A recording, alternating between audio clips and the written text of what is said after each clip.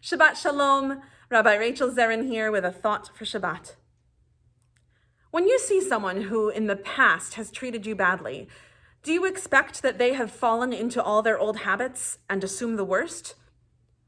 Do you expect that they have changed and assume the best? Do you approach with cautious optimism in order to cover all your grounds? Or do you approach with a blank slate, open to any possibility that may come? This question is at the heart of our Parashat Vayishlach, in which the brothers Jacob and Esav reunite.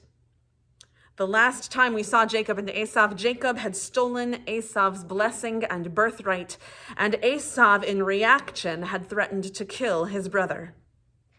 Many years have passed, but Jacob, now approaching his brother again, does not know if his brother has changed, and so he sends messengers ahead of him to scope things out. The messengers come back with a simple report. We saw your brother, he is coming toward you, and with him are 400 men. 400 men, a simple fact. But what do those 400 men mean, and what assumptions does Jacob make? Even our commentators cannot agree on what those 400 men represent, why Esav brought them with him.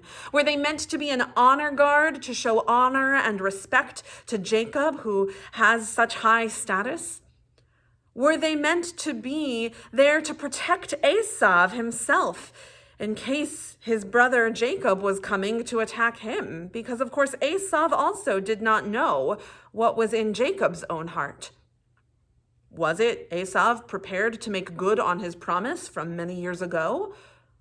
Or was it Esav simply being prepared just in case any of those possibilities might come to fruition?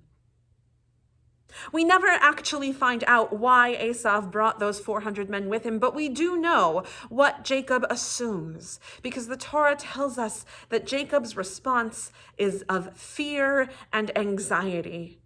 He assumes the worst. He assumes that his brother has not changed in all these years, is still in the same patterns and habits that he was before.